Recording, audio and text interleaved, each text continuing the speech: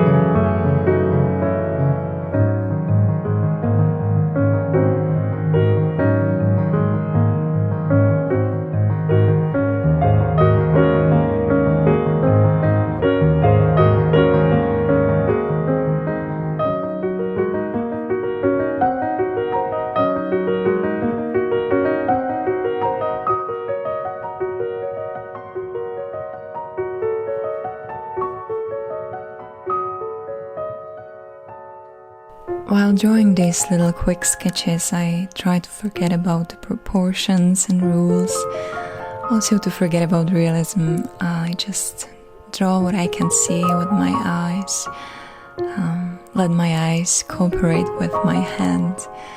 I try not to think much. It's hard, but I know that the practice will help me to achieve this kind of flow. I try to achieve the lightness of the motions, and the way I feel during the process is something I appreciate the most about these quick sketches. I wish I could share the experience with you. Hopefully you can see it. That's why I make these little videos of the process for you.